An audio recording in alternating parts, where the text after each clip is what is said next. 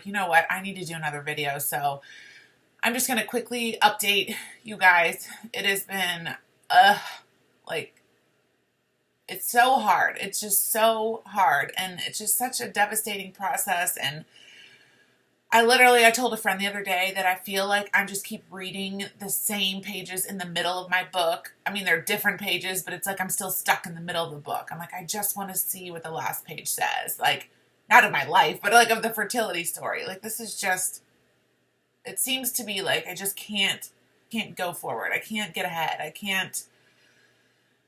I don't know, just like roadblocks. Anyway, I think the last you guys know is the video, and I got the news that there was scar tissue. Well, we had a follow-up appointment with the doctor, and so Pat went with me, and he, it was like so, I mean, it's just so strange because we left the second doctor, and, he was like, yeah, you might have a fibroid in the wrong spot. Let's do a water ultrasound. And that's when we're like, see ya, bye. And then we go to this place, we do a water ultrasound. He's like, no fibroid, but you have all the scar tissue. And we're like, what the heck? So now he tells us in the meeting that it's 90% of my uterus is filled up with scar tissue.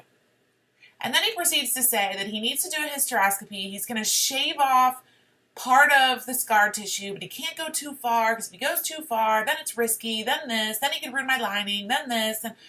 And I'm like, are you serious? I'm like, well, could you just put like an embryo in me now? Like, just forget all this scar tissue and just see what life gives me, And he's like, no, I would never. And I'm like, golly. And then I'm like, I want to go back to the old doctor then. Like, he didn't say anything like this.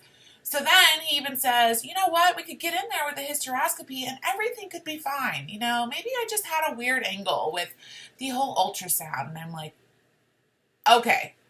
Like, my confidence level on you just went, like, totally down. I was like, this is not, no.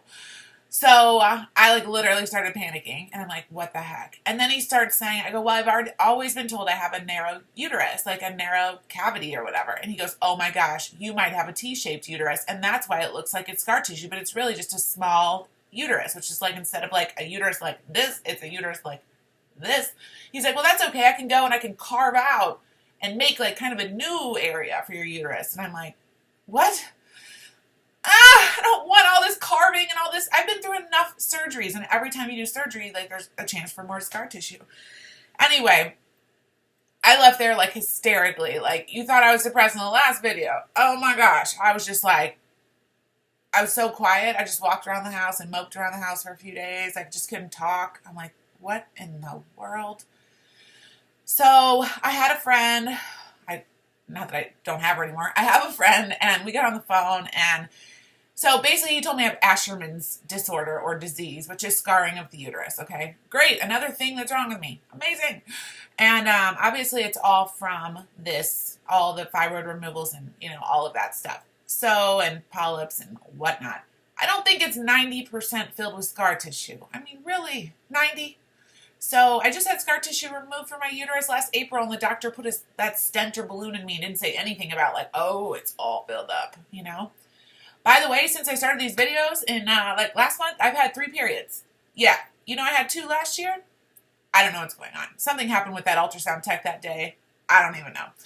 But ever since then, my periods are like every 2.5 to 3 weeks like they used to be, which is so weird. I'm really confused. Unless my thyroid medication is starting to level out my thyroid hormones, which is associated with it somehow. I don't know, but welcome to my crazy world. And yeah, it's crazy. So then I talked to my friend who has Asherman's, who went to the top doctor. There's 3, I guess, that have a grade level A. And she went to the top doctor in Boston, and she recommended I go there too. And he does everything like on the spot while you're awake, like kind of scrapes out the scar tissue there. She said it's the worst, most excruciating pain she's ever felt in her life. It only lasted like 4 minutes. I was like, oh no. Like, I'm going to have to be under. Like, I could try it, sure, but I'm going to pass out, and then what's going to happen? I'm sure they're going to stop, and then I don't even know. So I don't know how all that's going to go, but we're actually entertaining the idea if we do this surgery, we're going to do it with a grade A expert in the field. She told me that most clinics only treat Asherman's like 4 to 5 patients a year because it's not that common. You typically only have scarring of the uterus if you have had like a pregnancy that maybe, you know, something went wrong, or you had, you know, you have like polyps or cysts or fibroids or some kind of things that need to be removed, like a lot of them. So I was like, you know what? I'm not going to go to a doctor where it's like 4 or 5 patients a year. I need to go to a doctor where like this is like, that's why he does it when you're in the clinic. He's like, all right, come in, let's get rid of this, send you home, whatever. And he'll be very realistic. You know, he won't obviously do it if it's like pointless, but he'll be very realistic and say your chances are excellent after this, or your chances are medium after this, you know, whatever. But we would have to implant an embryo within a month. So that leads us to trying to figure out the whole egg donor world, the whole do we do frozen or fresh, the whole like do we get the adoption thing going, do I even do any of this or just say forget it? Do I have a T-shaped uterus? Do I get a second opinion before we go to Boston? I mean, it's like, that's why I was walking around like just moping for a few days. Like, I'm like, this is just, I mean, it's just unbelievable. Like, I think Pat is just like stunned. He's like, I just don't. Like, all I keep hearing, it's like God saying, no, no, Christy, no. And I'm like, but yes, please, yes. So I don't know if he's telling me no. I don't know if I have a friend that knows, you know, that is directing me towards this expert in the field, if that's really a yes, you know? And it's like, yes, go there, Christy, go, you know? Like, I don't know. It's so hard to, you know, feel like lately I've been feeling, you know, like we have, you know, supposedly we have free will in this earth, in this world, in this life. And lately I've been feeling, I don't know if I believe that much. I think some things are like, no, you don't really. Nuh-uh. You know, because I keep trying to make all these decisions and I keep trying to make these choices and I keep getting roadblocks. And I'm like, so is this just like, where's my free will? It doesn't seem like it's happening. It seems like it's being decided for me. And it just feels really frustrating and really, really, really, really, really sad and just heartbreaking. Like, I haven't even gotten to the point where I can accept carrying an egg donor pregnancy, but then to find out the news that you might not ever be able to carry a baby on your own, like ever, and you might not have, just say that T-shaped uterus thing is like completely true, that I was born like that all of these surgeries were literally for nothing. I was never going to make a baby, never going to have a baby, make it full term. Like, it would have never. And maybe that's true. And maybe that's why I'm getting roadblocked. Maybe God's protecting me, saying, hey, your body's not shaped for that. But I certainly don't want to go carving out a uterus that wasn't made, that wasn't there. And now if it's scar tissue and that's a simple procedure-ish, without going too far into the muscle, without ruining my lining, without this, I mean, they do say my lining is always really good, and that's a good sign, because if you have really bad scarring, then your lining is usually reflective of that. So if I have good scarring, then maybe he's just reading this ultrasound all wrong and scared me out of my mind for absolutely no reason. I don't know, but I just can't believe how different all these doctors are. Like, how did the first doctor never know I had endometriosis, or didn't even assume it, and didn't even care about removing the fibroids? The second doctor's like, endo, fibroids, blah, blah, blah, everything, you know? The third doctor's like, oh, maybe a T-shaped uterus, and maybe 90% scar tissue, and I'm like, what? Like, you know, I don't want to, like, just keep making the wrong decision, but I don't know what to do. It's like, I feel like this is my last shot at being given that green light to potentially have an egg donor pregnancy. It's really my last shot, and I don't want to just be like, I've been so quick to say yes to all of these surgeries. This time I want to say, hold up, you know? Like, let's hold on a minute. You know, I feel like I need to go to the best person, and I need to make sure that that is the case, you know, that I really do have scar tissue in there, and I really don't just have this T-shaped uterus. I'm definitely not going to carve myself a new one. That's not going to happen. No. But if it's some scar tissue, okay. I don't know.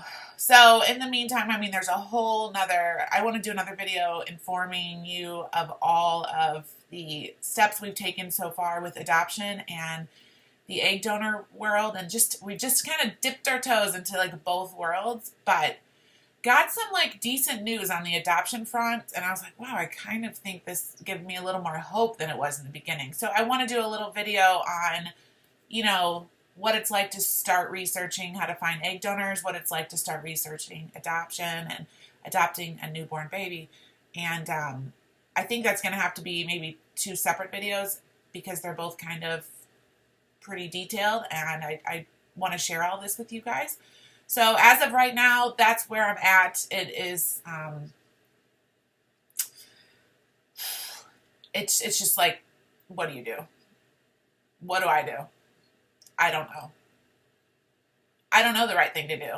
I literally just feel like I'm being like led down a different path. Like every single day, I'm like, well, is it this? Is it this? Is it this? Is it this? I mean, I know the uterus is probably got to look like just a place that just doesn't really make sense. But I feel like that's what these doctors do. But then I start to wonder, like, how different are all of us women that we just look that different that you don't know what's going on? So it's been a process. It's been a process. One day I'm going to get my roots done. Actually, do have a schedule to do that. I might go tanning again because I'm really pale, or spray tan or something. But I haven't in months because of this, my scar, and they told me to stay out of the sun. I just feel like, you know, I just don't feel good. Like I finally got my eyebrows done for the first time in like a month, and a pedicure for the first time in months. And it's just been just this brutal journey. But just doing those little things for myself have really helped. So I need to like start exercising again. And, you know, I had the nerve pain, so I couldn't exercise for so long. I just need to get back to me because living in this dreadful, dreary world isn't really doing me any good. But I got to get to the next chapter. I can't be stuck in the middle of my book. Okay, so that's the updates. Hope you guys are doing well, and thanks so much for all of the support so far. It means so much to me. Thank you. Talk to you guys soon. Bye.